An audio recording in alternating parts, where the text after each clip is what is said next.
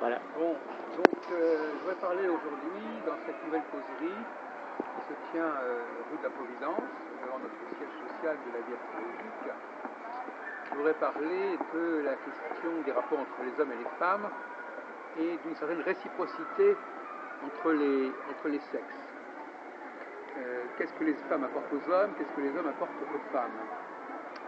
Et ça concerne l'astrologie dans la mesure où c'est un phénomène cyclique et par conséquent, comme c'est un phénomène cyclique, la question des hommes et des femmes passe par une cyclicité. Donc je ferai mon exposé en deux temps. D'abord, ce que les femmes apportent aux hommes et ensuite ce que les hommes apportent aux femmes.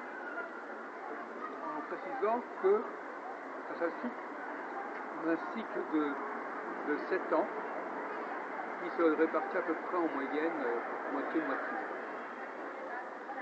Alors, le point qui me paraît le plus intéressant, qui intéresse d'ailleurs l'anthropologie et l'ethnologie, c'est le fait que le système de l'humanité, normalement, ne fonctionne pas nécessairement sur une égalité numérique entre les hommes et les femmes. D'une certaine manière, on pourrait dire qu'il y a beaucoup trop d'hommes pour le nombre de femmes. Pourquoi ? Parce que l'on sait très bien qu'un homme peut faire des enfants à un très grand nombre de femmes. Il n'est pas nécessaire qu'il y ait un homme pour une femme.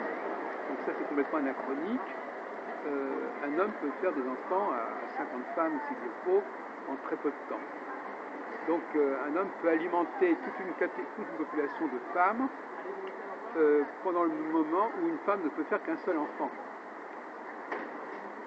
Et c'est vrai également sur le plan non seulement de la procréation mais de la création. Quelqu'un par exemple comme un grand compositeur peut faire une sonate qui va être jouée par des milliers de femmes interprètes au cours des années, au cours des siècles.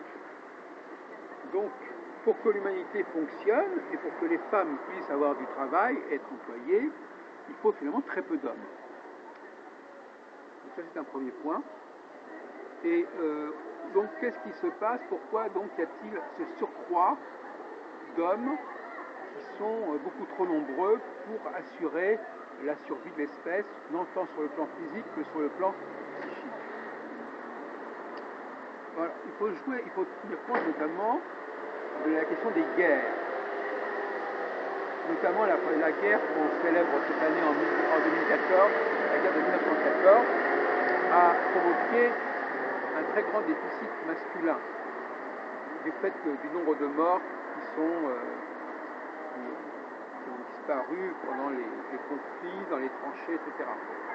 Et ça a permis, par la même occasion, à des femmes de commencer à travailler dans les usines et de pouvoir remplacer les hommes.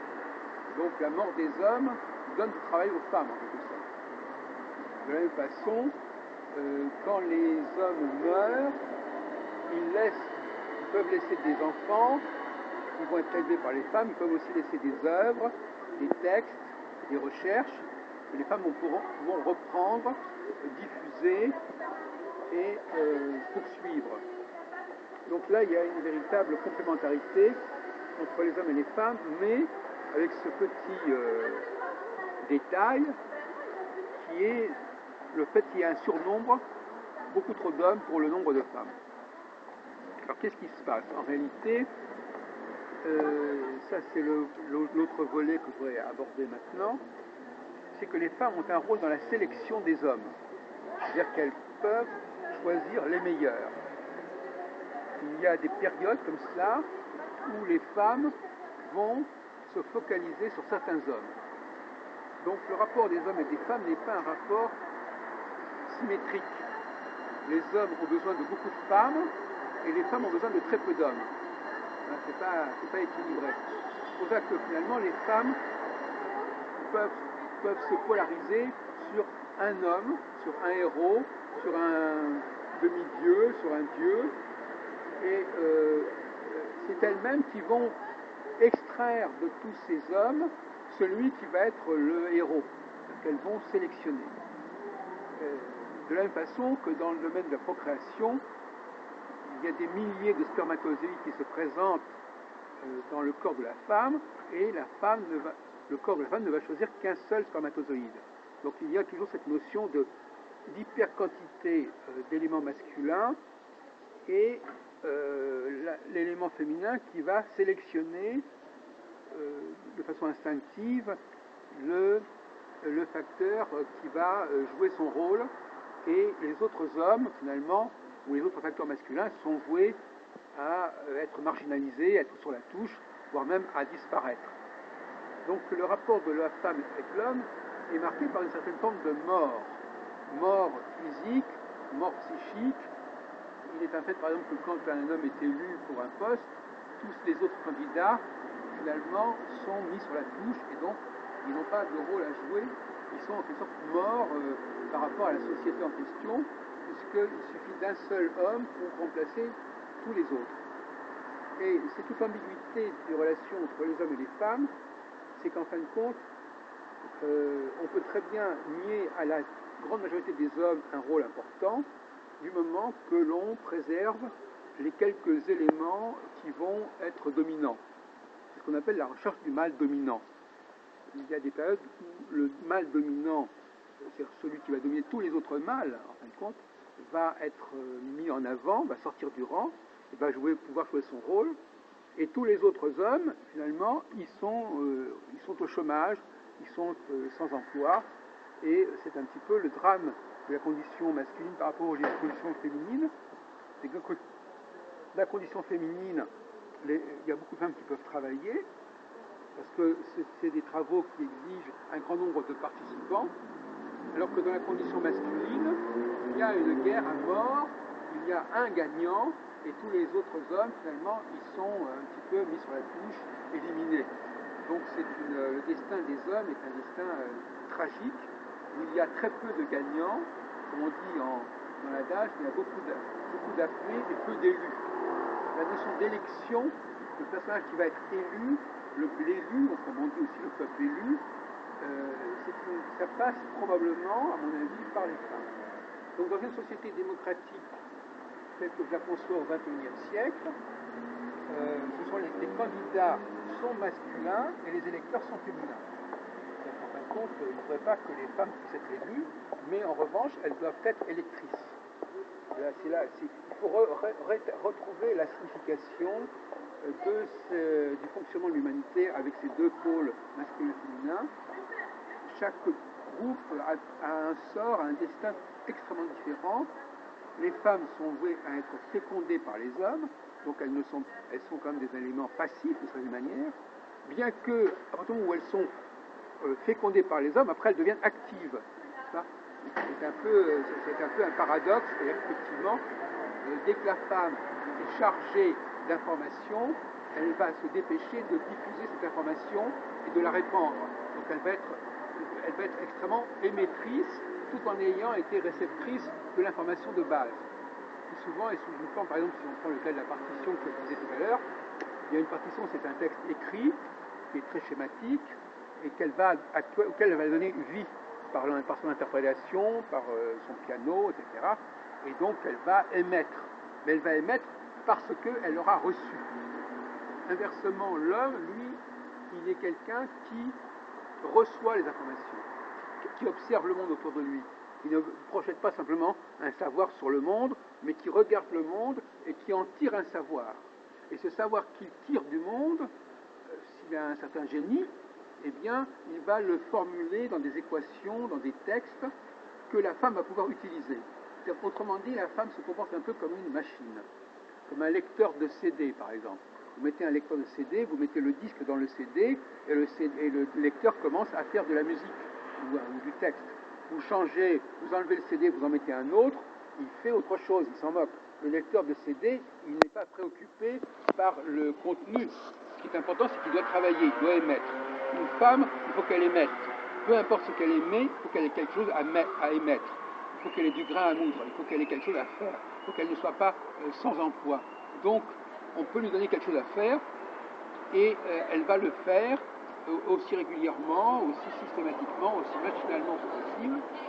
Et si demain on a besoin d'un autre document à lui donner à émettre, eh bien on change de disque et elle va émettre l'autre document et ainsi de suite, elle peut changer. Donc ça c'est le côté changement. Je voudrais parler pour terminer cette causerie de la question du changement chez l'homme et chez la femme. Chez la femme, on vient de le dire, le changement, c'est tout simplement une nouvelle programmation. On met un nouveau disque, elle change. Et ça peut se faire du jour au lendemain, d'une seconde à l'autre. Comme dans un CD, le lecteur de CD, voilà, vous appuyez sur un bouton, le CD sort, vous mettez un autre CD à la place et ça redémarre. Ça peut se faire très rapidement et de façon brutale. C'est-à-dire qu'on peut passer d'une musique religieuse extrêmement profonde à une musique légère en quelques secondes. Ça, c'est une chose. Et en ce sens-là qu'on dit que la femme vole, enfin, je veux dire, elle est volage, qu'elle change, etc. Chez l'homme, le changement est d'une toute autre nature. Pour qu'un homme change, il faut qu'il ait compris certaines choses. Il faut qu'on lui explique pourquoi il fallait changer, pourquoi il fallait corriger les choses. Il ne suffit pas de lui mettre un nouveau disque dans la tête pour qu'il change. Il faut qu'il progresse et petit à petit, il va changer. Donc, le changement de l'homme, il se fait progressivement, dans la continuité. Il va passer d'un état à un autre, mais dans la continuité. Alors que chez la femme, le changement sera beaucoup plus brusque. C'est-à-dire que c'est du tout ou rien. Soit elle répète le truc qu'on lui a appris, ou bien elle va passer à un truc complètement différent, mais il n'y aura pas forcément de liaison entre la chose 1 et la chose 2 ou la chose 3. Ce seront trois moments différents qui seront déconnectés les uns par rapport aux autres, à part le fait que ce soit elle qui, dans les trois cas, va émettre.